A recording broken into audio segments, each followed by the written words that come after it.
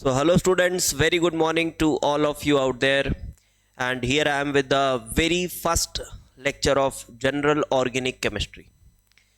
तो general organic chemistry for JEE advance हम पढ़ना शुरू करेंगे राइट फ्रॉम द बेसिक्स, बिल्कुल शुरुआत से पढ़ेंगे। तो आज तो एक इंट्रोडक्टरी लेक्चर होगा, बट इसमें भी काफ़ी कुछ पढ़ा दिया जाएगा।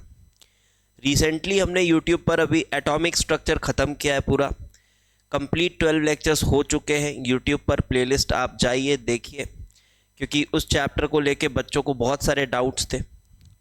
तो आई होप अगर आप वो 12 लेक्चर्स देखेंगे तो आपके हर डाउट क्लियर हो जाएंगे, ठीक है, और बहुत अच्छे तरीके से आपको समझ आएगा, टॉप मोस्ट लेवल पे समझ आएगा एटॉमिक स्ट्रक्चर। तो मेरा रिकमेंडेशन रहेगा कि आप एक बार जाएं और लेक्चर ज़रूर देखें।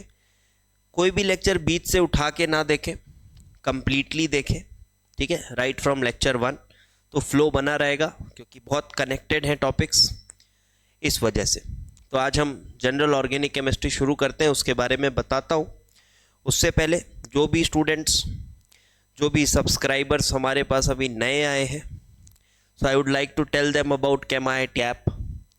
अगर आपको लेक्चर्स अच्छे लग रहे हैं और आप हमारे साथ कंप्लीट कोर्स करना चाहते हो तो आपको ऐप इंस्टॉल करना होगा।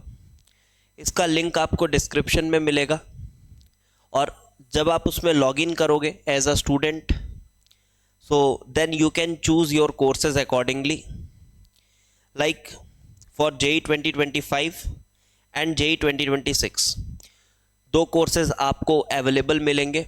25 में physical, inorganic, organic 3 separate course मिलेगा, जिसकी थियोरेटिकल पोर्शन कंप्लीट हो चुकी है, और इसमें अभी हम टारगेट कर रहे हैं 1000 advance problems, 1000 plus advance problems, 1000 plus advance problems with detailed explanation. Okay, तो फिर मैं वही कहना चाहूँगा कि अगर आप थ्योरी लेक्चर्स प्लस ये प्रॉब्लम्स कर लेते हैं, मैं हर वीडियो में ये पहले बोलता हूँ, तो आप इस बात को समझिए, अगर आप ये कर लेते हैं बहुत अच्छे लेवल पे पहुँच जाएंगे। इनका अगर आपको सैंपल देखना है तो यूट्यूब पर भी हमने अभी शुरू किया है, अभी 2 लेक्चर अपलोड किए हैं, तो YouTube पर भी ये सीरीज़ चलेगी, बट हाँ इतने सारे प्रॉब्लम्स नहीं होंगे उसमें, ठीक है। तो जो बच्चे ऐसे हैं जो थ्योरी कहीं से करे हुए और अभी हमको डिस्कवर कर रहे हैं, उनको सिर्फ क्वेश्चन करना है, अगर ऐसा है तो उनको भी ये क्वेश्चंस का एक्सेस मिल जाएगा if they enrol themselves into complete problem solving course, separate course है। And then about 2026 students, this is the best course available in India for chemistry 2026 JEE। तो बेस्ट कोर्स अवेलेबल, तो आपको यहाँ पर बहुत अच्छे तरीके से, बहुत डिटेल्ड तरीके से, वेल प्लान्ड तरीके से चीज़ों को कराया जा रहा है, कोई जल्दीबाजी नहीं कराई जा रही है। हमने इसमें mole, equivalent, redox, after that atomic structure complete, periodic table complete and chemical bonding भी 5 लेक्चर्स कर लिए। तो अभी ये चल रहा है इस तरह से, आप बिल्कुल इसमें एनरोल कर सकते हैं अपने आप को, और अपनी JEE 2026 की प्रिपरेशन हमारे साथ कर सकते हैं। मैं बता रहा हूँ, बेस्ट प्रिपरेशन होगी अगर आप कायदे से फॉलो करेंगे लेक्चर्स को, तो best preparation at most affordable price, ठीक है। कंप्लीट 2 इयर्स में, कंप्लीट 2 इयर्स के लिए for 27 months you have to pay only 5999, okay. And along with live classes you will also get well structured modules where you will get level 1, level 2 each kind of problems।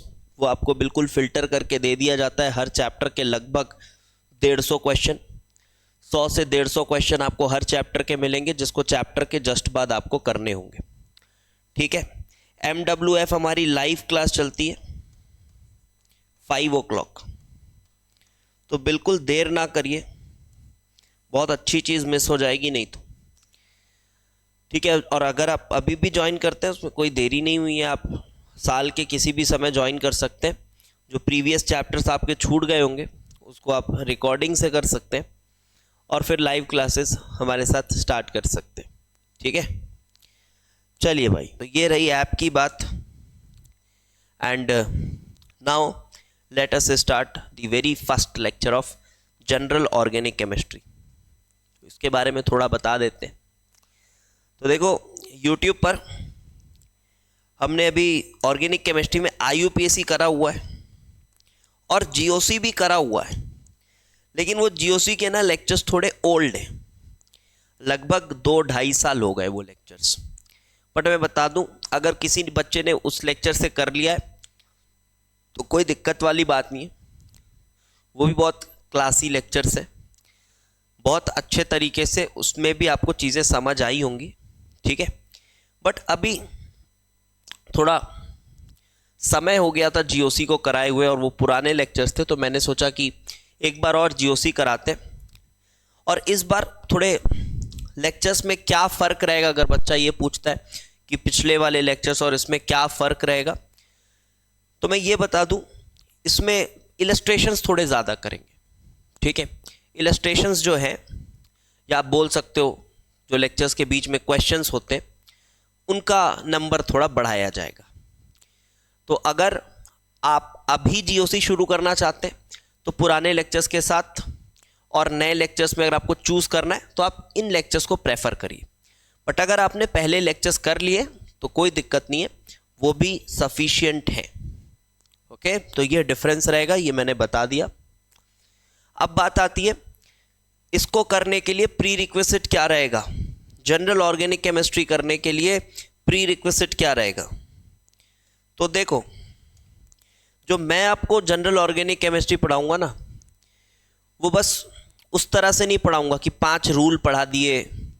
अच्छा, resonance जैसे पढ़ रहे हो for example, तो 5 तरह के conjugation होते हैं, आपने 5 कॉन्जुगेशन याद कर लिए और फिर उसी को लगाए जा रहे हो। नहीं, ऐसे टपोरियों की तरह नहीं पढ़ाएंगे आपको। ठीक है, एकदम रूट पकड़ेंगे, रूट कि भाई रेजोनेंस का कॉज क्या है, इंडक्टिव इफेक्ट का कॉज क्या है। तो रूट को पकड़ के फिर आगे बढ़ेंगे और सब चीज़ों को कवर करते हुए चलेंगे टॉप मोस्ट लेवल तक। ठीक है, तो अगर आपको रूट से समझना है चीज़ों को, तो आपको बहुत अच्छे से आना चाहिए केमिकल बॉन्डिंग। क्या आना चाहिए? Chemical bonding. तो मैं ये कहता हूँ कि इसमें जो प्री रिक्विजिट होगा वो होगा केमिकल बॉन्डिंग। बच्चों का कहना ये रहता है फिर कि अच्छा सर, केमिकल बॉन्डिंग तो बहुत बड़ा चैप्टर है, कितना कर लें सर, वो हाइब्रिडाइजेशन तक कर लें तो हो जाएगा। तो फिर मैं यही कहूँगा कि देखो, हो सकता है हो जाए, बट यार कायदे से पढ़ाई कर रहे हो तो केमिकल बॉन्डिंग पूरा ही कर लो, क्या दिक्कत है ना।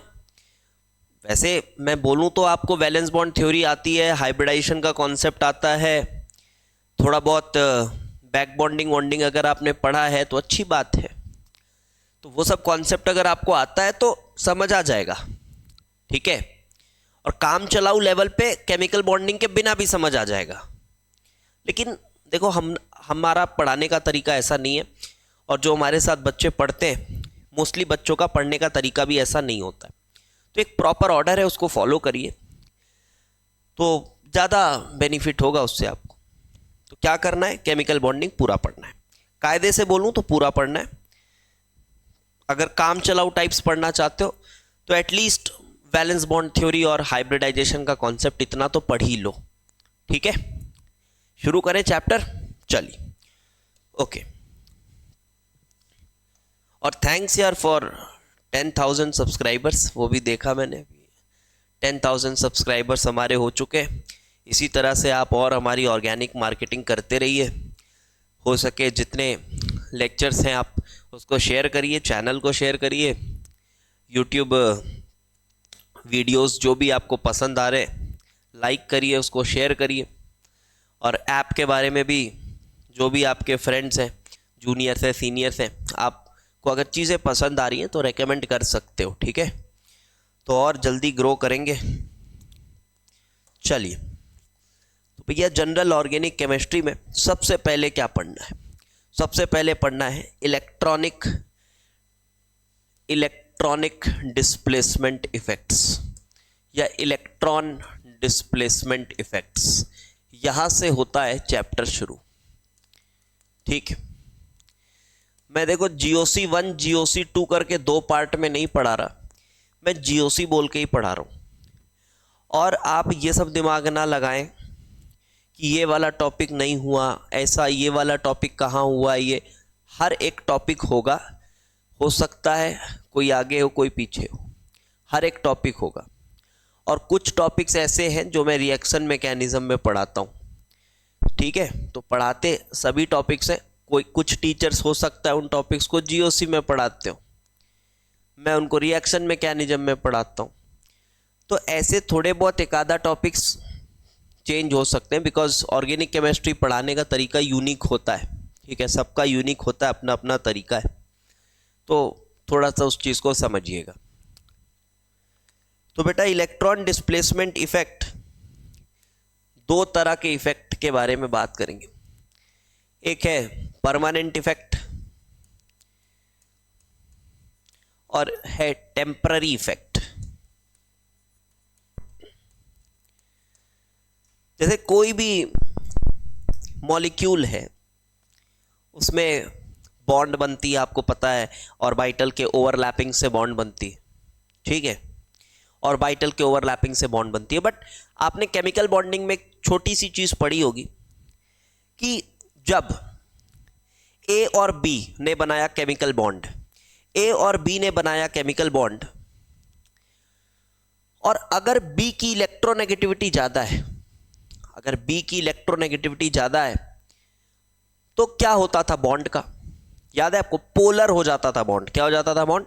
पोलर हो जाता था, क्योंकि वो ज़्यादा इलेक्ट्रोनेगेटिव होने की वजह से इलेक्ट्रॉन क्लाउड को अपनी तरफ खींचता था। सिंपल सी बात। जैसे कि A और B ने बनाया बॉन्ड। अगर आइडियल सिनारियो क्या होना चाहिए था, मतलब जो 10th के लेवल तक की आप केमिस्ट्री पढ़ते हो, जो आप कोवेलेंट बॉन्ड बनाते हो, तो एक आइडियल सिनारियो आप क्या पढ़ते हो कि यार ये इलेक्ट्रॉन यहाँ, ये इलेक्ट्रॉन यहाँ, इस तरह से सोचते हो। बट मैं तो आपको कहूँगा कि क्लाउड की तरह ही सोचो। अब तो क्लाउड की तरह सोचो, तो आप ऐसा सोचोगे कि जो इलेक्ट्रॉन क्लाउड है वो बिल्कुल सिमेट्रिकल होगा, ऐसे ही लगता है। आइडियल सिनारियो यही समझ आती है कि इलेक्ट्रॉन क्लाउड सिमेट्रिकल होगा। बट आपने केमिकल बॉन्डिंग में पढ़ा है कि अगर B ज़्यादा इलेक्ट्रोनेगेटिव है तो उसका काम क्या है? फिर इलेक्ट्रोनेगेटिविटी का तो डेफिनेशन ही ये होता है कि जो शेयर्ड पेयर इलेक्ट्रॉन को अपनी तरफ खींचे, जो शेयर्ड पेयर इलेक्ट्रॉन को अपनी तरफ खींचे। तो एक्चुअली में तो ये कुछ इस तरह का हो जाता है कि इलेक्ट्रॉन क्लाउड B की तरफ थोड़े ज़्यादा हो जाते हैं, B की तरफ थोड़े ज़्यादा हो जाते हैं, A की तरफ थोड़े कम हो जाते हैं। समझ आ रही बात? मतलब बोला जाए तो इलेक्ट्रॉन क्लाउड का डिस्टॉर्शन हो जाता है, बोला जाए तो इलेक्ट्रॉन क्लाउड का डिस्टॉर्शन हो जाता है। तो क्या हुआ यहाँ पर? एक तरह से इलेक्ट्रॉन डिस्प्लेस हुआ। क्या हुआ है? इलेक्ट्रॉन डिस्प्लेस हुआ है। तो यहाँ कौन सा इलेक्ट्रॉन डिस्प्लेस हुआ है? तो आप बोलोगे sir sigma electron, sigma bond का इलेक्ट्रॉन। तो इसी तरह से सिग्मा इलेक्ट्रॉन डिस्प्लेस हो सकता है, पाई इलेक्ट्रॉन्स भी डिस्प्लेस हो सकता है, अलग अलग तरीके से डिस्प्लेस हो सकता है। जैसे यहां पे ये बॉन्ड जो इलेक्ट्रॉन क्लाउड है भी है वो A और B के बीच में ही। समझ पा रहे हो? A और B के बीच में ही है, पूरी तरह से टूटा नहीं है। बट हाँ, आप ये बोल सकते हो कि आइडियल सिनारियो ऐसा रहना चाहिए था, बट वो वैसा नहीं है, वो एक्चुअली में तो ऐसा है। तो इलेक्ट्रॉन डिस्प्लेस हो गया। समझ पा रहे हो? इलेक्ट्रॉन डिस्प्लेस हो गया। अब डिस्प्लेस हो गया तो फिर लगता है डिस्प्लेस हो गया, तो मेरी बात को सुनना। अब ये जो सिनारियो हम इमेजिन कर रहे हैं ना, ये वाला, एक्चुअली में तो ये हाइपोथेटिकल सिनारियो है, क्योंकि ऐसा तो वो कभी था ही नहीं। ये तो हमारा ख्याल है कि ऐसा होना चाहिए, ये तो हमारा ख्याल है कि ऐसा होना चाहिए, वो ऐसा तो था ही नहीं। जब बॉन्ड बना तो वो ऐसा ही है। इसीलिए इन इफेक्ट्स को कौन सा इफेक्ट बोला जा रहा है? Permanent effect. परमानेंट इफेक्ट कि वो वैसा ही है, ऐसा नहीं है, ये हमने आइडियली सोचा कि यार ऐसा होना चाहिए। एक आइडियल कोवेलेंट बॉन्ड के वजह से, जब एक आइडियल कोवेलेंट बॉन्ड बने तो ऐसा होना चाहिए। बात समझ आई? बहुत बेसिक से पढ़ाऊंगा, एकदम जीरो से पढ़ाऊंगा। जिसने भी केमिकल बॉन्डिंग पढ़ी है उसको बहुत अच्छे से सब समझ आ जाएगा, ठीक है। तो चलिए, तो परमानेंट इफेक्ट में बेटा, depending upon the extent of displacement and type of displacement, we have classified the effects as inductive, resonance and hyperconjugation। एक एक करके डिस्कस करेंगे तीनों को। और इंडक्टिव में आज के लेक्चर में इंडक्टिव खत्म करेंगे। रेजोनेंस थोड़ा सा टाइम लेगा, हाइपर कॉन्जुगेशन बीच में रहेगा। लाइक रेजोनेंस हो सकता है 3 लेक्चर भी ले ले, ठीक है। रेजोनेंस हो सकता है 3 लेक्चर भी ले ले, तो रेजोनेंस थोड़ा टाइम लेता है, इंडक्टिव आज ही हो जाएगा। हाइपर कॉन्जुगेशन देखेंगे उसके बाद। अब ये टेम्पररी इफेक्ट क्या है? वो फालतू है। टेम्पररी इफेक्ट ना फालतू है, आपको ज़्यादा काम में नहीं आने वाला। वो क्या है कि इलेक्ट्रॉन डिस्प्लेस हो रहे हैं लेकिन किसी के दबाव में आके, समझ पा रहे हो? मतलब वो नॉर्मली वैसे नहीं थे, बट उनके सराउंडिंग में अगर कोई स्पीशीज ऐसी आ गई या कुछ भी एक फैक्टर है जिस फैक्टर से इन्फ्लुएंस होकर वो इलेक्ट्रॉन डिस्प्लेस हो रहा है, तो उसको हम कहेंगे टेम्पररी इफेक्ट। और परमानेंट क्या है कि वो वैसा ही है, वो वैसा ही है। जैसे ए बी का मैंने एग्जाम्पल दिया, वो ए बी वैसा ही है, वो परमानेंट इफेक्ट हो गया। तो टेम्पररी में लिख लो, एक आपको इलेक्ट्रोमेरिक इफेक्ट लिख लो, काम ज्यादा नहीं आना इसका, इलेक्ट्रोमेरिक इफेक्ट। और बेटा एक चीज ध्यान देना, ऑर्गेनिक केमिस्ट्री में नोट्स बहुत प्यारे बनाना, ठीक है। नोट्स बहुत प्यारे बनाना, क्योंकि किताब से नहीं पढ़ पाओगे, किताब से नहीं पढ़ पाओगे, भटक जाओगे। क्या पढ़ें क्या नहीं पढ़ें, किताब से पढ़ना बहुत मुश्किल है। As a student, as a JEE aspirant किताब से पढ़ना मुश्किल है। हाँ, कुछ टॉपिक्स आप पढ़ सकते हो, बट प्रॉपर किताब को बेस बना के पढ़ पाना मुश्किल है। तो नोट्स ही सब कुछ है, तो नोट्स बहुत प्यारे बनाना ऑर्गेनिक के, ठीक है। चलिए, तो इलेक्ट्रोमेरिक इफेक्ट लिखो, such electron displacements occur only in presence of some other species, या फिर ब्रैकेट में लिख लो कोई अदर एक्सटर्नल फैक्टर की वजह से हो रहा है, तो वो टेम्पररी है। अब सीधे शुरू करते हैं बेटा inductive effect. Write down the topic, inductive effect. तो इंडक्टिव इफेक्ट बेटा वही है जो मैंने आपको अभी एग्जाम्पल दिया ना, ए बी वाला, वही है इंडक्टिव इफेक्ट। जैसे ए बी बॉन्ड है, तो अगर बी ज्यादा इलेक्ट्रोनेगेटिव है, तो अब आप इलेक्ट्रोनेगेटिविटी तो जानते हैं आप एटम्स का, ठीक है। एटम्स का इलेक्ट्रोनेगेटिविटी तो जानते हैं आप।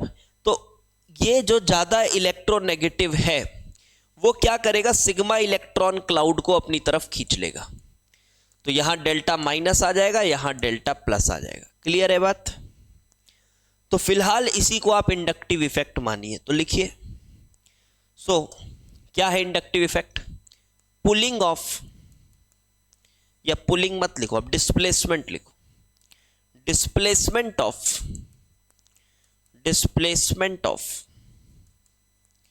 Sigma electron cloud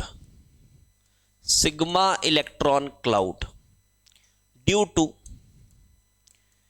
electronegative difference between two atoms. Electronegative difference between two two atoms या groups is called inductive effect, is called inductive effect. ठीक है, अब इंडक्टिव इफेक्ट में कैसे, देखो एक चीज और समझो, इंडक्टिव इफेक्ट से हो क्या रहा है। CH2, ये बड़ा फेमस ऐसा एग्जाम्पल आप किताबों में भी पाओगे, CH2Cl ये लगा हुआ है। अब आपको ये पता है, अब आपको ये अच्छे से पता है कि ये जो Cl होता है ये कार्बन से ज़्यादा इलेक्ट्रोनेगेटिव होता है। पता है ये बात, ये जो Cl होता है ये कार्बन से ज़्यादा इलेक्ट्रोनेगेटिव होता है। तो ये क्या करेगा, ये सिग्मा इलेक्ट्रॉन क्लाउड अपनी तरफ खींचेगा। ध्यान से सुनना, ये सिग्मा इलेक्ट्रॉन क्लाउड अपनी तरफ खींचेगा तो यहाँ आएगा डेल्टा माइनस चार्ज। यहाँ क्या आएगा, डेल्टा माइनस चार्ज। और अगर यहाँ डेल्टा माइनस आ रहा है तो ऑब्वियस सी बात है यहाँ डेल्टा प्लस आएगा, केमिकल बॉन्डिंग में पढ़ाया हुआ है। ठीक है, तो delta minus delta plus charge, पूरा प्लस पूरा माइनस नहीं आ रहा है। पूरा प्लस पूरा माइनस तब आता है जब पूरा बॉन्ड ही टूट जाए। जैसे कि अगर AB बॉन्ड है, अब ये पूरा बॉन्ड ही टूट जाए, B की तरफ चला जाए इलेक्ट्रॉन, तब आता है पक्का प्लस पक्का माइनस, है ना, वो अलग है। तब आता है पक्का प्लस पक्का माइनस, यहां पर हल्का प्लस हल्का माइनस। तो बेटा अब क्या होगा, देखो यहां पर पॉजिटिव चार्ज है, यहां पॉजिटिव चार्ज है, और हमको ये पता है, ये लॉ है कि भाई पॉजिटिव चार्ज की तरफ इलेक्ट्रॉन जाता है, पॉजिटिव चार्ज की तरफ इलेक्ट्रॉन फ्लो करता है। तो क्या होगा, इस पॉजिटिव को देखकर ये वाला जो बॉन्ड है जो कि पहले पोलर नहीं था, इसमें कोई चार्ज नहीं था, इस कार्बन पे कोई चार्ज नहीं था, आइडियल सिचुएशन में, ध्यान से सुनना, आइडियल सिचुएशन, ठीक है, तो है तो ये ऐसा ही, कुछ नहीं था नहीं भाई, ऐसा नहीं बोलना है, वो आइडियली नहीं रहना चाहिए, हम ऐसे बात कर रहे हैं।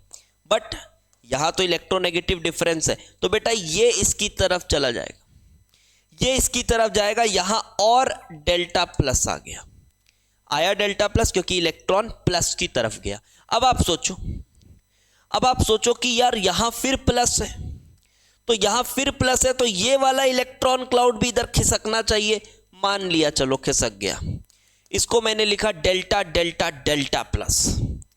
अब इसका क्या मतलब हो रहा है, समझो मेरी बात, कि ये Cl की वजह से, ये जो पूरा कांड हुआ है ये Cl की वजह से हुआ है।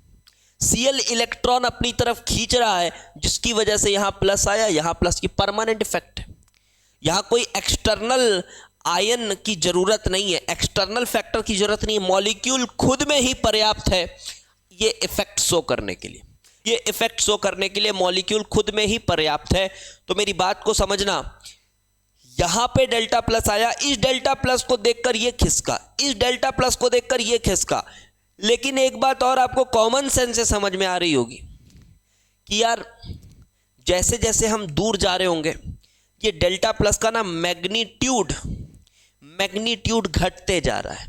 समझ आ गई बात, डेल्टा प्लस का मैग्नीट्यूड क्या होते जा रहा है, कम होता जा रहा है, घटता जा रहा है magnitude. Yes, so magnitude of, अगर मैं बात करूं यहां पर मैग्नीट्यूड ऑफ चार्ज, तो लिख लो magnitude of charge, magnitude of charge decreases as we go away, as we go away from Cl, Cl से जैसे दूर जाते जाओगे कम होता जाएगा, यानी कि डेल्टा प्लस का मैग्नीट्यूड ज्यादा है, डेल्टा डेल्टा प्लस कम है, डेल्टा डेल्टा डेल्टा प्लस और कम है, एंड सो ऑन।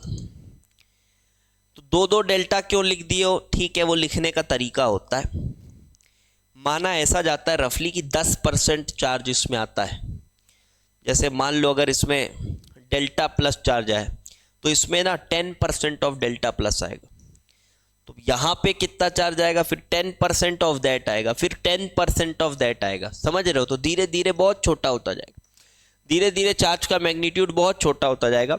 और ऐसा भी माना जाता है कि ये जो इफेक्ट है ना, ये जो Cl लगा रहा है, ये Cl खींच रहा है, जिसकी वजह से यहाँ चार्जेस आ रहे हैं, तो 3 एटम्स के बाद इस इफेक्ट का प्रभाव नेग्लिजिबल होता है। तो लिख लो, आफ्टर 3 एटम्स, रफली माना जा रहा है ऐसा, ज़्यादा कुछ प्रैक्टिकल डिफरेंसेस नहीं नजर आते 3 एटम्स के बाद। आफ्टर 3 एटम्स दिस इफेक्ट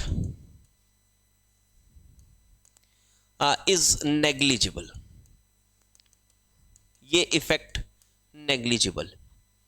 ठीक है, ये तो समझ आ गया आपको कि हाँ यार इंडक्टिव इफेक्ट है क्या, सिग्मा इलेक्ट्रॉन का डिस्प्लेसमेंट, पूरी तरह बॉन्ड नहीं टूट रहा है, इलेक्ट्रॉन क्लाउड खिसक रहा है, समझ आ गई बात, पूरी तरह बॉन्ड नहीं टूट रहा है, इलेक्ट्रॉन क्लाउड खिसक रहा है, दैट्स इट।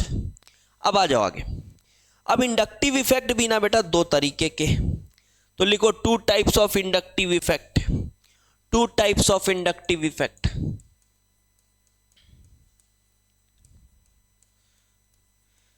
कौन से 2 टाइप के इंडक्टिव इफेक्ट्स? पहला प्लस आई इफेक्ट। अब ये किस बेसिस पे बात करी जा रही है, प्लस आई माइनस आई, ये किस बेसिस पे बात हो रही है, सब समझाऊंगा, ध्यान से सुनना। माइनस आई इफेक्ट, दूसरा लिखा मैंने plus I effect, so plus I and minus आई।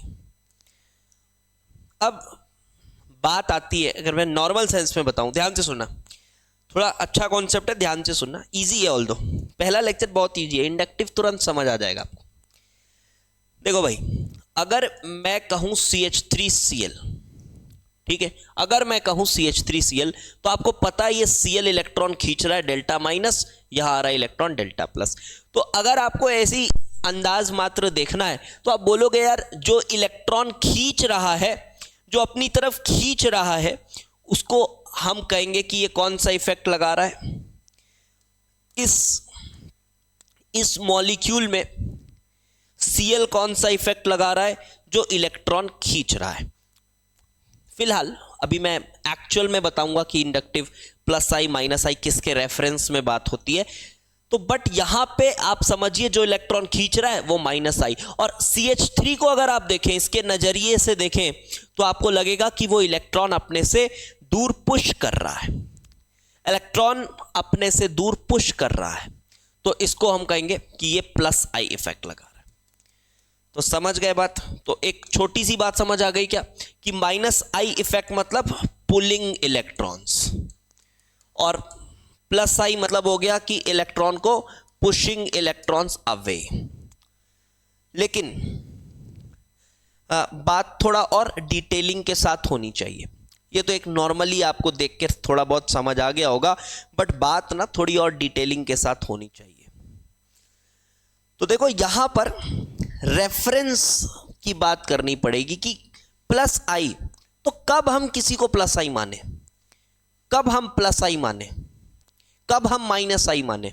तो आपने इलेक्ट्रोकेमिस्ट्री अगर चैप्टर मेरे साथ पढ़ी है, या चलो इलेक्ट्रोकेमिस्ट्री नहीं भी पढ़ा है तो थोड़ा और नीचे जाता हूं मैं, क्लास 10th में अगर आपने वो रिएक्टिविटी सीरीज पढ़ा है, तो आप क्या पढ़ते हो कि सोडियम पोटेशियम ये सब ज़्यादा रिएक्टिव होते हैं और कॉपर ये कम रिएक्टिव होता है। तो उसमें आप एक रेफरेंस पढ़ते हो, आप बोलते हो कि हाइड्रोजन के रेफरेंस के हिसाब से हाइड्रोजन से ज़्यादा रिएक्टिव ये है, हाइड्रोजन से कम रिएक्टिव ये है, ऐसा पढ़ते हो। 10th के लेवल की बात कर रहा हूँ, जो इलेक्ट्रोकेमिस्ट्री पढ़ा है, और अच्छी बात है, उसको कुछ बातें और एक्स्ट्रा पता है, बट ये तो पता है आपको, मतलब हाइड्रोजन को रेफरेंस लिया जाता है। कुछ वैसे ही जब प्लस आई माइनस आई का ऑर्डर लिखा जाएगा ना, कि ये प्लस आई वाला है, ये माइनस आई वाला है, जैसे अगर मैं कह दूं CH3 ग्रुप, ये ग्रुप है, बताओ ये प्लस आई वाला ग्रुप है या माइनस आई वाला ग्रुप है, तो आप विवाद कर बैठोगे, आप बोलोगे अरे सर ये तो डिपेंड करेगा ना यहां कौन लगा है, यहां कौन लगा है उस पर डिपेंड करना चाहिए ना सर, CH3 प्लस आई वाला है या माइनस आई वाला है। लेकिन आप देखोगे किताबों में लिखा रहता है CH3 जो है वो प्लस आई का ग्रुप है, ऐसा लिखा रहता है, CH3 प्लस आई का ग्रुप है। लेकिन फिर आपको लगता है अरे यार ये तो यहां पर कोई ग्रुप ही नहीं स्पेसिफाई करा हुआ है, यहां कुछ लगेगा तब तो पता चलेगा कि ये प्लस आई वाला है या माइनस आई वाला है। तो वही मैं बताना चाह रहा हूं कि जो आप प्लस आई माइनस आई का ऑर्डर देखते हो वो हाइड्रोजन के रेफरेंस में है, वो हाइड्रोजन के रेफरेंस में। ये क्या बात हुई सर हाइड्रोजन के रेफरेंस में? तो सुनो मेरी बात, तो ऑर्डर ऑफ प्लस आई या माइनस आई हैज बीन, या फिर ऐसा लिखो, ऐसा लिखो आप,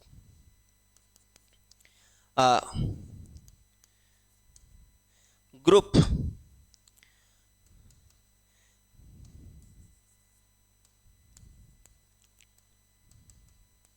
showing plus I or minus I effect is decided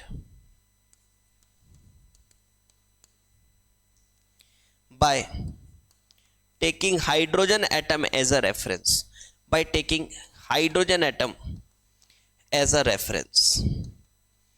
मतलब ऐसा समझो आप, हाइपोथेटिकली ऐसा समझो कि ये इलेक्ट्रॉन क्लाउड है, ये कोई दो इलेक्ट्रॉन है, ठीक है। अब हाइड्रोजन एटम इसी इलेक्ट्रॉन को, अब ये इलेक्ट्रॉन किससे जुड़ा हुआ है वो छोड़ो, एक इलेक्ट्रॉन क्लाउड है।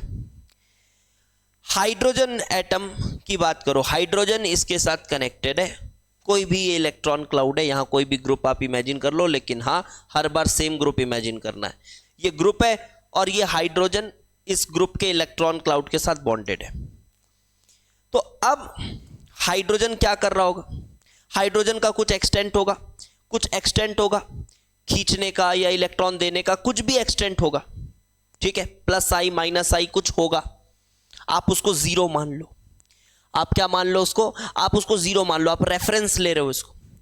तो अब आप यही काम ऐसे करके देखो, अब आप देखो यही सेम ग्रुप, यही सेम ग्रुप, यही इलेक्ट्रॉन क्लाउड, यही इलेक्ट्रॉन क्लाउड, और यहां पर आप उस ग्रुप को टेस्ट करो जिस ग्रुप को आप ये बताना चाहते हो कि वो प्लस आई ऑर्डर दिखा रहा है या माइनस आई दिखा रहा है। वो क्या दिखा रहा है, वो प्लस आई इफेक्ट दिखा रहा है या माइनस आई इफेक्ट दिखा रहा है, वो ग्रुप आप यहां रख के चेक कर सकते हैं।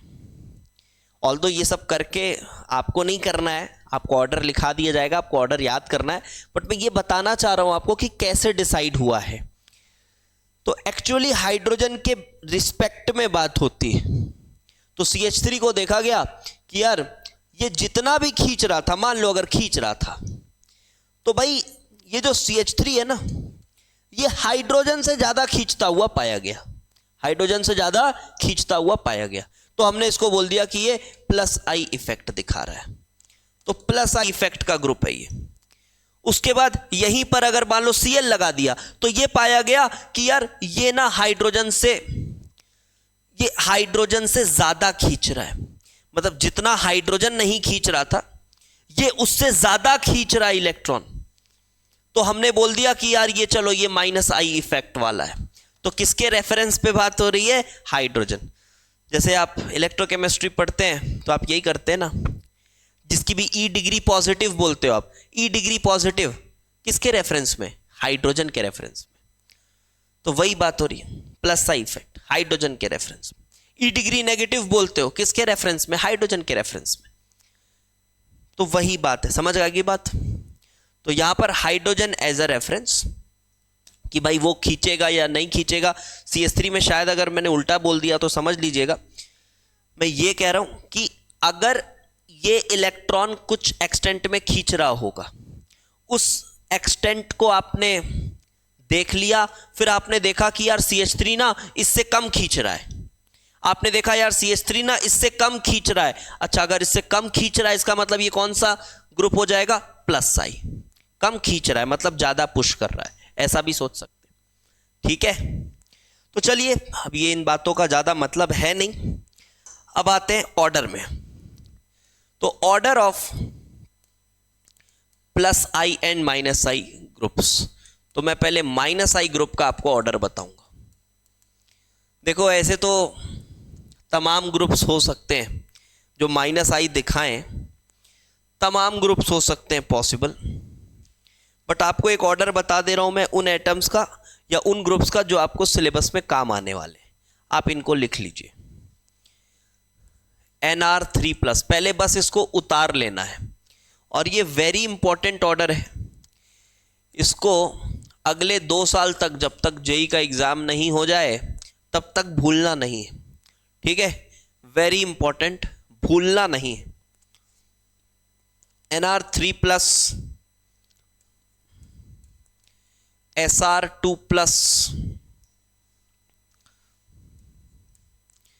NH3 प्लस, लॉजिकल भी है यार, अगर प्लस चार्ज है, पक्का प्लस चार्ज है कहीं पर, तो इसके साथ अगर कोई ग्रुप लग जाए तो सोचो ये कितना इलेक्ट्रॉन खींचेगा, तो बहुत तेजी से इलेक्ट्रॉन खींचेगा, तो इसीलिए इसको -I ग्रुप्स कह रहे हैं, पक्का प्लस चार्ज है इनमें। फिर NO2, अभी इसके बारे में कुछ बातें बताऊंगा मैं, पहले बस उतारो इसे। SO2R, then CN, then SO2AR, then COOH, then FCl, BrI,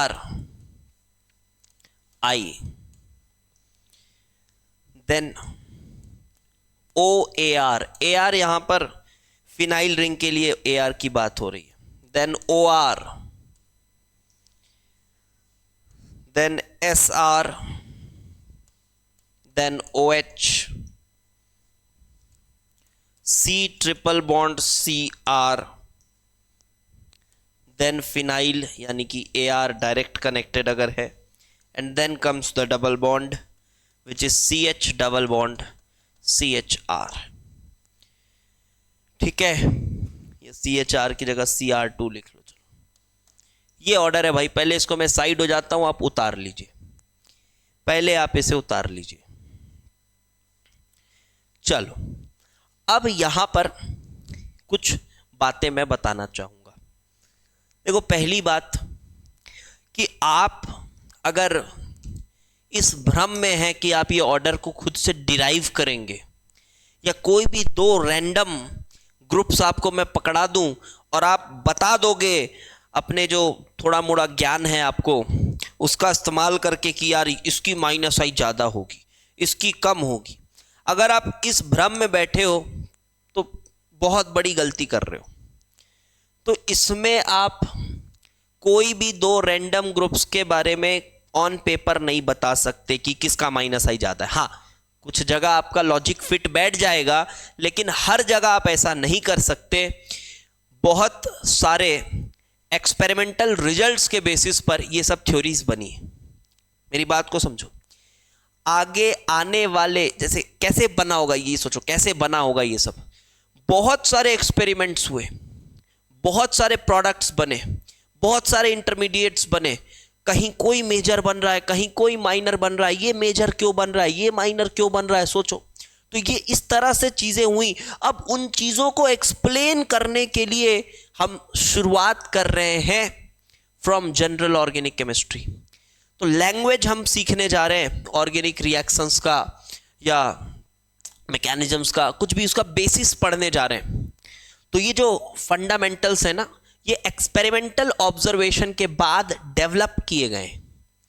हाँ, हो सकता है कहीं आपका तुक्का फिट बैठ जाए, लाइक -I ग्रुप है तो -I ज़्यादा वही लगाएगा जिसकी इलेक्ट्रोनेगेटिविटी ज़्यादा होगी, क्योंकि अभी मैंने बताया हाइड्रोजन के एस्पेक्ट में देखना है, हाइड्रोजन को रेफरेंस मान लिया, तो जो ज़्यादा हाइड्रोजन के एस्पेक्ट में खींच रहा होगा -I कहला जाएगा। तो देखो कहीं कहीं आप फिट बैठ जाओगे कि यार फ्लोरीन, क्लोरीन, ब्रोमीन, आयोडीन, देखो बढ़िया इलेक्ट्रोनेगेटिविटी के हिसाब से लग रहा है, बढ़िया सा है ना।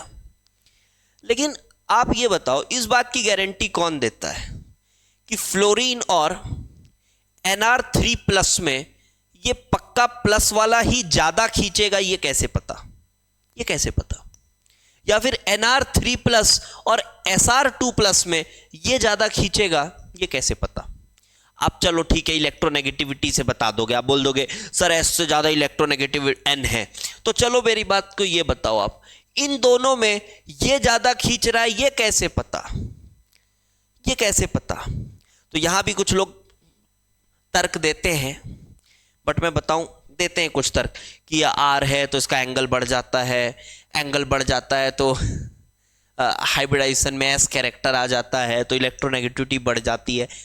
फालतू बातें हैं, नहीं जाना वो सब में, ठीक है, देते हैं लोग तर्क, मुझे सब पता है कहाँ पे क्या तर्क लगाते हैं, बट मैं क्या बताना चाह रहा हूँ समझो कि कहीं कहीं आपका कॉन्सेप्ट फिट बैठ जाए, ठीक है। जैसे आप बोलोगे, अब आ जाओ इसमें आ जाओ, देखो ये ऑर्डर देखो, यहाँ क्या करोगे SR और OH में। अब आपके हिसाब से तो ज़्यादा इलेक्ट्रोनेगेटिव O है, तो आप अगर अपना अंधा ज्ञान इस्तेमाल करोगे तो आप बोलोगे OH की ज़्यादा होनी चाहिए -I, बट कौन ज़्यादा है? SR। No comments. तो मेरी बात समझ पा रहे हो? हाँ, क्योंकि ना बेटा जब ग्रुप की बात आ जाती है तो वो नॉर्मल आप पीरियोडिक टेबल के कॉन्सेप्ट के हिसाब से करोगे तो काम नहीं चलता। क्या आप बोलोगे इधर से इधर जाने में बढ़ती है कम होती है? नहीं, ग्रुप के लिए पता नहीं क्या होता है, ग्रुप का ऑर्डर प्रेडिक्टेबल नहीं है। लाइक आप CN है और यहाँ SO2AR है, AR मतलब फिनाइल रिंग हो गई, तो भाई कैसे कंपेयर करोगे? क्या करोगे? क्या इंडिविजुअल इलेक्ट्रोनेगेटिविटी वैल्यू जोड़ोगे कि पाउलिंग स्केल से C का इतना है, इसका इतना है, तो चलो इसको जोड़ते हैं घटाते हैं? कुछ नहीं करना, ये सब फालतू काम नहीं करना। मैं इसलिए ये सब बता रहा हूँ क्योंकि बच्चे अभी नए रहते हैं, पहली बार ऑर्गेनिक पढ़ रहे होते हैं, तो ये सब उटपटांग चीज़ें करते हैं, फिर पूरी ऑर्गेनिक आगे चल के तबाह हो जाती है। हर जगह ऐसे ज़बरदस्ती वाले अपने वो 2-4-5 डेफिनेशन जो पढ़े हो, 2-4-5 कॉन्सेप्ट पढ़े हो, हर जगह उसको लगा के कोई कंक्लूजन में पहुंचने वाला काम मत करिएगा, ठीक है। ऑर्गेनिक केमिस्ट्री बहुत वास्ट है, बहुत सारी चीज़ें ऐसी हैं जो सच में हमको भी नहीं पता यार कि कैसे हो रही हैं, क्या हो रही हैं, बहुत सारी चीज़ें ऐसी हैं, ठीक है। तो अपना वो जो छोटा मोटा ज्ञान है उसको हर जगह लगाने की जरूरत नहीं है। तो ये ऑर्डर है भाई, इसको याद करना है। जैसे देखो यहाँ भी आपका वो ज्ञान लग जाएगा, कहीं कहीं लग रहा है, ठीक है, अच्छी बात है। यहाँ पे sp कार्बन है, ये sp2 कार्बन है, तो sp कार्बन ज़्यादा इलेक्ट्रोनेगेटिव होता है, ठीक है, लग रहा है, मानता हूँ, लेकिन हर जगह नहीं लगेगा, तो ऑर्डर याद करना है। ये बात समझ आ गई? चलिए अब लिखते हैं +I इफेक्ट का ऑर्डर है। +I इफेक्ट मतलब जो हाइड्रोजन से कम इलेक्ट्रॉन खींच रहे हैं, या आप ऐसा बोल सकते हो जो हाइड्रोजन से ज्यादा इलेक्ट्रॉन पुश कर रहे हैं, ठीक है। +I effect, order of +I effect. तो CH2 माइनस, पक्का माइनस, जैसे पक्का प्लस क्या करता था, अगर कहीं पर कोई ग्रुप लगा हुआ है और यहाँ पे Nr3 प्लस था, तो पक्का प्लस चार्ज है तो इलेक्ट्रॉन इसकी तरफ दौड़ा चला आएगा, इलेक्ट्रॉन क्लाउड इसकी तरफ दौड़ा चला आएगा क्योंकि पक्का प्लस चार्ज है। इसी तरह से अगर यहाँ कोई ग्रुप लगी हुई है और यहाँ CH2 माइनस है, तो क्या लगता है आपको, पक्का माइनस है तो ये इलेक्ट्रॉन क्लाउड इसकी तरफ आएगा क्या? अरे नहीं भाई, रेपेल होके इससे दूर भागेगा, इलेक्ट्रॉन क्लाउड रेपेल होके उससे दूर भागेगा और इतना दूर भागेगा कि ये +I में टॉप के ग्रुप्स हो जाएंगे। बहुत तगड़ा +I होगा इनका इफेक्ट। तो CH2 माइनस लिख लो, NH2 माइनस लिख लो, O माइनस भी लिख लो, या फिर COO माइनस लिख लो। ये कुछ ग्रुप्स हैं जो बहुत प्यार से +I इफेक्ट लगाते हैं। कौन सा effect? +I effect. Alkyl groups को भी +I के श्रेणी में रखा गया है, एटलीस्ट JEE के सिलेबस में तो रखा ही गया है, होते भी हैं, गलत नहीं है, होते हैं, तो आप लिखिए एल्काइल ग्रुप्स को भी रखा गया है। अब एल्काइल में एक इंटरेस्टिंग चीज देखिएगा, जितने ज्यादा सब्स्टिट्यूटेड होगा कार्बन उतनी ज्यादा +I पावर होगी। देखो 3 डिग्री का है, +I ज्यादा होगा, फैक्ट है, याद रखना है, अपना दिमाग नहीं लगाना है। 2 डिग्री का है CH, ऑर्गेनिक पढ़ने का पूरा सही तरीका डेवलप कराऊंगा आपके दिमाग में, एकदम सही तरीका। It is more like investigating. जब आप रिएक्शन मैकेनिज्म भी पढ़ोगे ना, आपको समझ आएगा कि आप एक्चुअली में यही कर रहे हो। तो कि कुछ ऑब्जर्वेशन आया, फिर उस ऑब्जर्वेशन के पीछे की साइंस समझने की कोशिश कर रहे होते हो कि कैसे हो रहा है, कैसे हो रहा है, और साइंस को ही मैकेनिज्म बोल देते हैं। कभी कभी मैकेनिज्म समझ नहीं भी आता है तो हम बोलते हैं कि मैकेनिज्म नॉट नोन येट।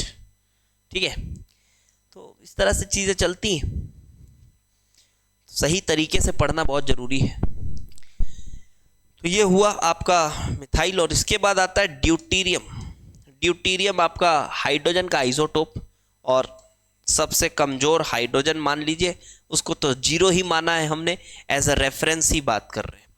तो यहाँ पे एक बात और आ गई कि जो ड्यूटीरियम है ये हाइड्रोजन से ज़्यादा अच्छा प्लस आई लगा रहा है। क्यों लगा रहा है? कुछ लोग ये बोल देते हैं कि हैवी है ना, हैवी आइसोटोप है ना, तो हैवी है तो क्या हो गया? अरे कुछ नहीं है भाई, ऑर्डर है। ठीक है, हैवी है तो क्या हो गया? कुछ नहीं हो गया, ऑर्डर है।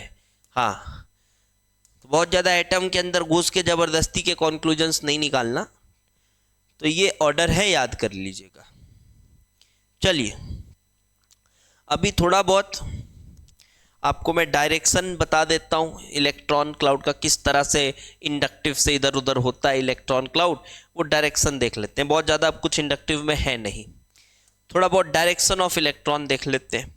सपोज करिए आपके पास ये लगा हुआ है COO minus, COO minus, CH2, कहाँ पर कौन सा चार्ज आएगा ये देखना चाहते हैं। CH2, CH2, CH3, ये ऐसा हम चार्ज देखना चाहते हैं, कहाँ पे कौन सा चार्ज आ जाएगा, कैसे इलेक्ट्रॉन मूव करेगा। COOH, CH2, CH3, ये हो गया। तीसरा देखिए, तीसरा देखिए कुछ इस तरह से, ये लगा हुआ CN है। तो कैसे सोचना है ये समझिएगा। उसके बाद ये देखिए, यहाँ बेंजीन रिंग है, यहाँ पे लगा है COO माइनस, और यहाँ लगा हुआ है NO2, यहाँ लगा हुआ है NO2।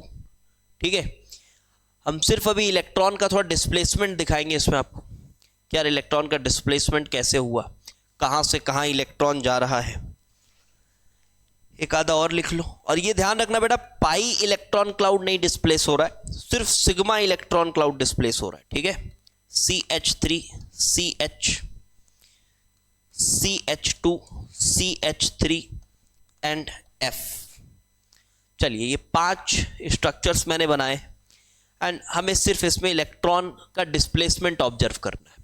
बिल्कुल बेसिक बातें कर रहे हैं आज। चलिए बेटा, कैसे कैसे होगा। अब ये CO माइनस है, CO माइनस मतलब एक तगड़ा प्लस आई ग्रुप है, ये इलेक्ट्रॉन डेंसिटी अपने से दूर फेंकेगा।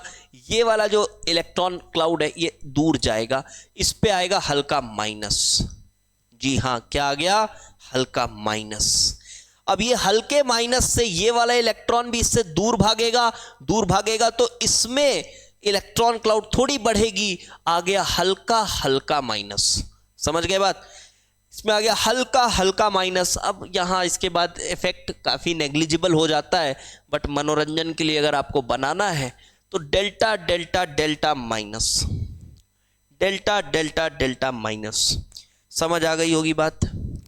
अब इसमें आ जाओ, COOH, ये क्या करेगा? अब COOH के अंदर कहाँ कहाँ इलेक्ट्रॉन जा रहा है वो सब नहीं बनाना है। Treat COOH as a group, okay, treat COOH as a group. देखो, हमें बातें वही करनी है जिसका कोई प्रैक्टिकल सिग्निफिकेंस हो। ख्याली पुलाव नहीं पकाने जबरदस्ती की, सर CO में कैसे जा रहा है, C के एटम के अंदर कैसे चला गया होगा इलेक्ट्रॉन, ये सब नहीं करना है।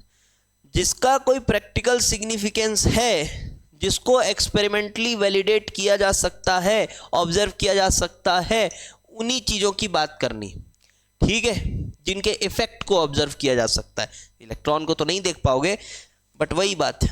देखो, अब इधर आओ, COH ये खींचा, अब ये खींच रहा है तो मान लो इसकी तरफ तो इलेक्ट्रॉन क्लाउड आ गया, मतलब एक एज अ ग्रुप अगर इसको आप देखो तो इस पे डेल्टा माइनस जैसा कुछ आ गया, इलेक्ट्रॉन क्लाउड इसकी तरफ शिफ्ट हो गया। लेकिन इसकी वजह से यहाँ डेल्टा प्लस आया, अब ये और खींचा तो इसमें डेल्टा डेल्टा प्लस आया। समझ आ गया? मोशन समझ आ रहा है इलेक्ट्रॉन का। अब यहाँ पे देखो ये CN ग्रुप लगा हुआ है। अब CN ग्रुप लगा हुआ है, ये इलेक्ट्रॉन क्लाउड अपनी तरफ खींच लेगा, क्योंकि खींचने वाला ग्रुप है ना, खींचने वाला ग्रुप है। कार्बन कार्बन से तो ज्यादा ही इलेक्ट्रोनेगेटिव है।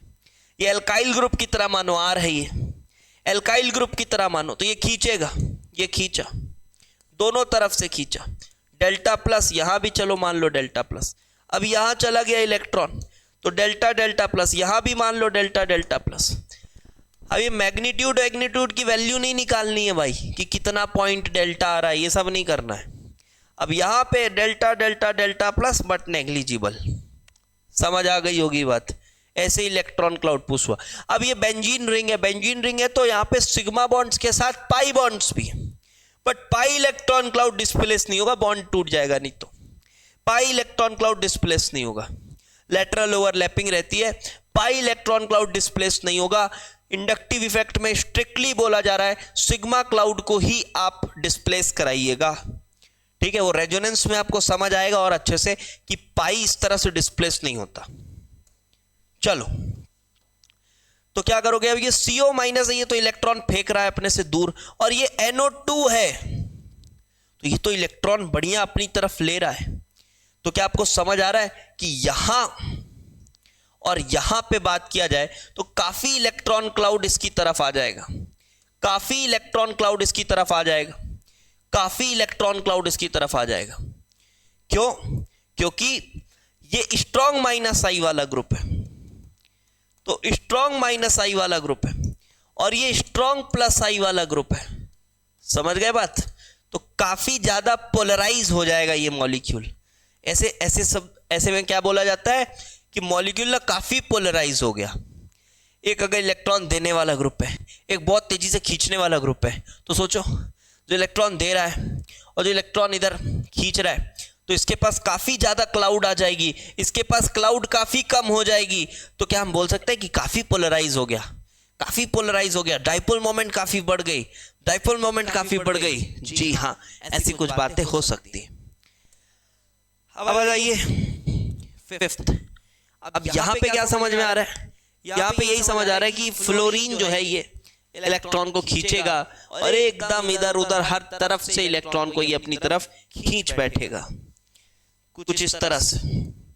ये इलेक्ट्रॉन खींचा, ये इलेक्ट्रॉन इधर भी खींचा, ये सब फ्लोरीन खींच रहा है। ये देखो, ये पूरे इलेक्ट्रॉन खींच के यहाँ पे अपने पास ये माइनस चार्ज रखेगा, डेल्टा माइनस वाला, बट ये सभी कार्बन एटम को हल्का हल्का ही सही बट पोलराइज तो कर देगा।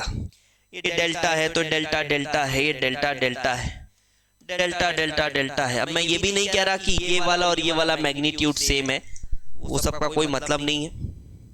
ये समझो फ्लोरीन खींच रहा है, ये सभी तरफ से इलेक्ट्रॉन क्लाउड फ्लोरीन की तरफ जा रही है, and that is all about inductive effect. फिलहाल इंडक्टिव इफेक्ट के बारे में इतना ही देखना है। हाँ, इसका यूज आएगा काफी जब आप आगे स्टेबिलिटी वगैरह पढ़ेंगे, carbocation stability, carbon ion stability, तो इंडक्टिव इफेक्ट का काम काफी आएगा उसको। बट पढ़ना तो इतना ही है इंडक्टिव इफेक्ट के बारे में। ओके, तो चलिए बढ़ते हैं अब दूसरे इफेक्ट में, दैट इज रेजोनेंस। आज ही शुरू हो गया ये, मुझे लगा था आज पूरा इंडक्टिव ही चलेगा। चलिए रेजोनेंस इफेक्ट थोड़ा बहुत इंट्रोड्यूस करते हैं आपको। तो रेजोनेंस का जो सीधा साधा एक डेफिनेशन आप पढ़ते हो, उसी से शुरू करते हैं। ये एक्चुअली में क्या है? तो ये बोल सकते हो आप कि ये डिस्प्लेसमेंट है पाई इलेक्ट्रॉन क्लाउड का। किसका? पाई इलेक्ट्रॉन क्लाउड का। बहुत इंपॉर्टेंट है ये, मतलब इसके रूट को समझना बहुत जरूरी है। वो इलेक्ट्रॉन खुदा के स्ट्रक्चर बना देना तो ठीक है, वो तो हर बच्चा कर लेता है, बट इसके रूट को समझना बहुत जरूरी है, और हम कोशिश करेंगे कि आपको इसके रूट को बहुत अच्छे से समझाएं। चलिए, तो पहले तो आप यही पॉइंट लिखिए कि क्या है ये। तो ये है डीलोकलाइजेशन ऑफ, डीलोकलाइजेशन मतलब डिस्प्लेसमेंट ही समझ लो आप, of pi electron cloud, of pi electron cloud. This is resonance. ये होता है, ये परमानेंट इफेक्ट है, ये परमानेंट इफेक्ट है, ठीक है। कैसे समझ आया कि रेजोनेंस जैसी कोई चीज होती है, उस पर बात करता हूं। सुनो, जैसे कि ये कोई मॉलिक्यूल है, ये ऐसा और ये ऐसा, ठीक है, ये ऐसा मॉलिक्यूल है। ऑब्जर्वेशन बता रहा हूं कि कहां से पता चला कि रेजोनेंस जैसा भी कुछ होता है, आपको कुछ ऑब्जर्वेशन बता रहा हूं। तो ऑब्जर्वेशन, ये एक मॉलिक्यूल है, उसके बाद ये एक मॉलिक्यूल है, इस पे आओ, ये एक मॉलिक्यूल है, ये एक मॉलिक्यूल।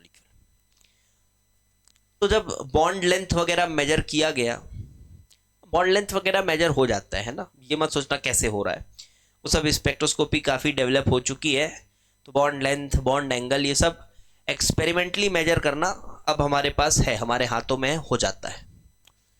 तो यहां पे जब लेंथ मेजर किया गया, तो ये वाला जो लेंथ था और ये वाला जो लेंथ था, ये प्रॉपर, ये क्या ऑब्जर्वेशन आया कि ये proper carbon carbon double bond वाला लेंथ है, ठीक है। प्रॉपर जो नॉर्मली कार्बन कार्बन का डबल बॉन्ड होता है, ये रफली उतना ही है। मतलब हम ये बोल सकते हैं कि यहां पक्का डबल बॉन्ड है, यहां भी पक्का डबल बॉन्ड है, बोल सकते हैं, ठीक है। और ये भी बोल सकते हैं कि ये वाले जब लेंथ को मेजर किया गया, तो ये वाले लेंथ प्रॉपर, ये proper carbon carbon single bond के लेंथ के आसपास थे। तो बोला जा सकता है कि हाँ, इसका बॉन्ड ऑर्डर क्या है, 2 है, इसका क्या है, 1 है, इसका क्या है, 1 है, इसका क्या है, 2 है, बोल सकते हैं। इसका बॉन्ड ऑर्डर ऐसे बता सकते हैं। बट मजा तब आएगा जब इस मॉलिक्यूल की एनालिसिस की गई। जब इस मॉलिक्यूल की एनालिसिस की गई, तब आया असली मजा। अब देखो, कायदे से तो ये डबल बॉन्ड है और ये भी डबल बॉन्ड था, और ज्यादा कोई मॉलिक्यूल में फर्क था नहीं, एटम वाइज तो सब कार्बन वार्बन ही है ना। तो भाई इसकी बॉन्ड लेंथ जितनी आई थी, ये भी बॉन्ड लेंथ उतनी ही आनी चाहिए, कायदे से यही होना चाहिए एक्सपेरिमेंटली। ये वाले और ये वाले की बॉन्ड लेंथ डबल बॉन्ड के करस्पॉन्डिंग आनी चाहिए, और ये वाले की बॉन्ड लेंथ सिंगल बॉन्ड के हिसाब से आना चाहिए। बट ऐसा नहीं था, ऑब्जर्वेशन कुछ और ही था, और इन्हीं ऑब्जर्वेशन से जन्म लेता है नया नया कॉन्सेप्ट, क्योंकि हमें इन ऑब्जर्वेशंस को एक्सप्लेन करना है। ये समझ कैसे आएगा? समझ तब आएगा जब आप इस कॉन्सेप्ट को समझेंगे। समझ रहे हो कैसे डेवलप हो रही है चीजें? जी हाँ।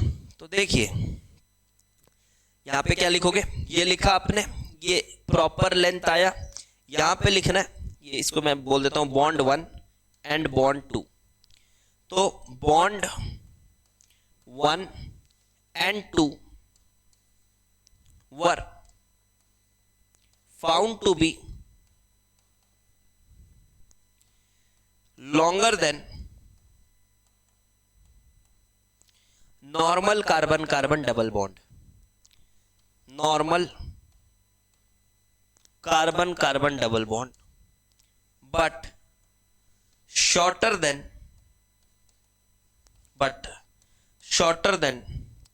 carbon carbon single bond। इससे क्या समझ में आता है? But shorter than carbon carbon single bond, इससे क्या समझ में आता है? इससे समझ में आता है कि जो बॉन्ड ऑर्डर है ऑफ 1 एंड 2, इसका जो बॉन्ड ऑर्डर है, अब ये सब केमिकल बॉन्डिंग का पार्ट है भाई, तो इसका जो बॉन्ड ऑर्डर है, ये भाई 1 से तो बड़ा है लेकिन 2 से छोटा है। समझ गए? दो बॉन्ड नहीं है, ये पक्का डबल बॉन्ड नहीं है और पक्का सिंगल बॉन्ड भी नहीं है। मतलब कैसे बॉन्ड्स हैं? जी हाँ, ये फ्रैक्शनल बॉन्ड्स हैं। देखो, रेजोनेंस आपको मैंने थोड़ा बहुत लुईस डॉट स्ट्रक्चर पढ़ाते समय बताया हुआ है, केमिकल बॉन्डिंग में, है ना, ये बताया हुआ है। बट एक बार ऑर्गेनिक में भी बता रहा हूं, क्योंकि यहां थोड़ा ज्यादा डिटेल में पढ़ेंगे, बट थोड़ा आइडिया मिलता जुलता है। आइडिया वैसे ही है कि ये ट्रू स्ट्रक्चर नहीं है, तो आप उस तरह से 3 स्ट्रक्चर बनाते थे केमिकल बॉन्डिंग में, फिर उसका एक हाइब्रिड बनाते थे। बट बॉन्ड्स कैसे चलेंगे, ऑर्बिटल ओवरलैपिंग कैसे होगी, क्या होगी, वो सब हमने लुईस में नहीं पढ़ा है, यहाँ पढ़ेंगे, ठीक है। तो ये समझ आया। तो यहाँ कुछ तो फंडा होगा, कि यार ये बॉन्ड अजीबो गरीब लेंथ के आ रहे हैं। उसके बाद एक मजे की बात और है, फिर इसको भी ऑब्जर्व किया गया ना, जब ये वाला बॉन्ड, देखो बॉन्ड 3, ये जो बॉन्ड 3 दिख रहा है, इसको भी जब ऑब्जर्व किया गया तो यही पाया गया कि भाई ये भी पक्का सिंगल बॉन्ड नहीं है। Yes, this bond 3 was also not a proper single bond। ये भी प्रॉपर सिंगल बॉन्ड नहीं है, not a proper single bond. यहां भी कुछ पार्शियल बॉन्ड्स का चक्कर है, यहां भी कुछ पार्शियल बॉन्ड्स का चक्कर है। So to understand these observations, to understand these observations we have to study। और बहुत ऑब्जर्वेशंस थे, ये एक ऑब्जर्वेशन बता रहा हूं, स्टडी रेजोनेंस इफेक्ट। क्योंकि यार ये भी पहचानना बहुत जरूरी है कि कहां रेजोनेंस होगा कहां नहीं होगा। जैसे यहां पे तो नहीं हो रहा है लेकिन यहां हो रहा है, तो उसके लिए कॉन्जुगेशन वगैरह पढ़ेंगे। And this is to be continued in the next class। बड़ा इंटरेस्टिंग होगा अगला क्लास, क्योंकि उसमें हम रेजोनेंस के जड़ को पढ़ेंगे और रेजोनेटिंग स्ट्रक्चर बनाने की शुरुआत करेंगे। ओके, तो ठीक है, फिर नोट्स प्रॉपर बनाते रहिए। हर लेक्चर में बोलता हूँ प्रॉपर काम करते रहिए, नोट्स प्रॉपर बनाइएगा ऑर्गेनिक केमिस्ट्री में। और हमारे यूट्यूब चैनल में बहुत सारी चीजें ऐसी है जो आप एक्सप्लोर कर सकते हैं। एक बार मैं आपको बता देता हूं, जैसे यूट्यूब पे ही हमने पूरा mole, equivalent, redox, ideal gas, real gas, atomic structure, ये पोर्शन हमने यूट्यूब पे ही करा हुआ है। ऑर्गेनिक में आ जाओ तो general organic chemistry, IUPAC। Although GOC अभी हम रीस्टार्ट कर रहे हैं, तो आप इन्हीं लेक्चर्स को फॉलो करिए अगर आप अभी शुरू करना चाह रहे हैं। GOC, IUPAC ये हमने ऑर्गेनिक केमिस्ट्री में करा हुआ है। बहुत कुछ है यूट्यूब पर करने के लिए। इनऑर्गेनिक केमिस्ट्री में आप देखोगे कंप्लीट इनऑर्गेनिक करके लगभग 30 लेक्चर्स अपलोडेड होंगे, तो वो एकदम राइट फ्रॉम द स्टार्ट है, पीरियोडिक टेबल से, electronic configuration periodic table plus chemical bonding का एक मेजर हिस्सा हमने करा हुआ है। हाँ, मॉलिक्यूलर ऑर्बिटल थ्योरी और कुछ एडवांस कॉन्सेप्ट्स वो पेड हैं, वो हमारे ऐप पर आपको मिलेंगे। बट आप ये सब एक बार करिए, ये सब आप करिए एक बार, फिर आपको समझ आएगा कि किस तरह से पढ़ाया जा रहा है। ठीक है, अब जैसे मोल और IUPAC है, ये नॉर्मली रहता है, इसमें ज़्यादा कुछ खास रहता नहीं। ये जैसा मैं पढ़ाऊंगा वैसे ही कोई और भी पढ़ाएगा, इसमें ज़्यादा कुछ खास रहता नहीं है पढ़ाने को। बट जो दूसरे चैप्टर्स हैं, लाइक मैं अगेन बोलूंगा atomic structure, ideal gas, real gas, आप ये सब पढ़ो, आपको समझ आएगा कि यार डिफरेंस है, काफ़ी डिफरेंस है जो पढ़ाया जा रहा है आपको यहाँ पे। आप एक बार ट्राई करो, ठीक है, आप खुद से ट्राई करो। यूट्यूब पर ये कोई आपको इसके लिए तो पेड सब्सक्रिप्शन नहीं लेना है, आप एक बार ट्राई करो, आनंद आएगा आपको पढ़ के। और IOC में पीरियोडिक टेबल, केमिकल बॉन्डिंग, बाकी पूरा जो कंप्लीट कोर्सेज है वो हमारा पेड है, तो आप उसके लिए ChemIIT ऐप इंस्टॉल कर सकते हैं।